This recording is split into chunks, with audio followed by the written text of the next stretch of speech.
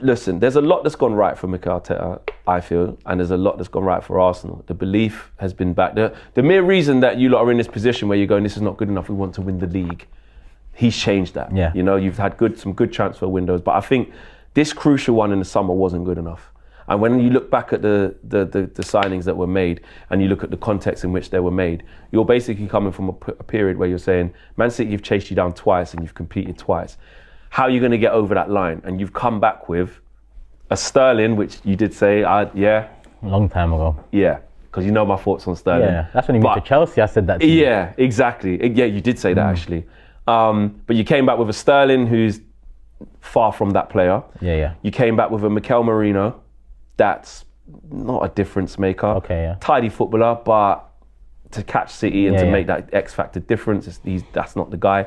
And you came back with Calafiori. And look what Lewis Skelly's doing. So do you really need that signing? So what did he spend, like about 70 odd M's? What, about 40, Calafiori, 40, 80, yeah, about 80. Yeah. We made 10 million profit overall, but spend-wise, yeah, about that. You have to go and get Killer. Yeah. You have to. And I think there are periods where Arsenal, where the goals are flying in, you know, you're beating Sporting 5, you're giving 5 to West Ham, or which are, you know, fine. Havertz in a bit of good form and stuff like that. But those are not the fine margins that it takes to catch City.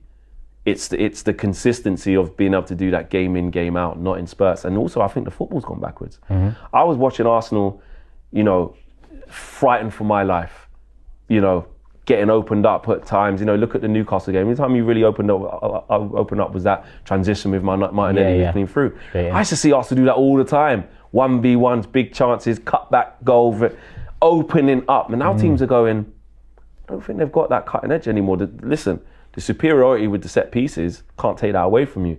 We're almost playing for those corners. We're almost playing for those set pieces now, because it's such a big thing, which is a good weapon to have in your armory. But I just feel that can't be the main weapon. Yeah, and Mikel Arteta can't escape criticism for making those decisions. You let Smith Rowe go and brought in Mikel Merino. And Vieira. Smith and Vieira. Do you know what I mean? How did the profile switch up so much? That you have to be accountable for. Edu, has he actually left yet? Edu. Apparently, but I thought he left. Apparently, he's gardening. Oh, right, okay. But him and Arteta, they're the guys who sit down and agree that this is what we're going to do. So you have to live and die by those decisions. And I just think when I look at Arsenal now, they are heavily reliant on the main players like Saka and Odegaard. But that's not really a disgrace. You know, Liverpool's main goals always come from Salah because he's that good. But it's the fact of when them players aren't there, what's the plan B? How has this squad been constructed? And there's been so much emphasis on the defence. There's been so much emphasis into midfield, which you don't really get a lot of goals from midfield as well. Declan Rice is not a high volume scorer. You know, like when City can have a Gundogan in his prime, box crashing. You can have a De Bruyne getting goals from there. It's not. If it's not Saka, or it's not, you know, Martinelli chipping in, or, you know, Trossard would do his little bit here and there.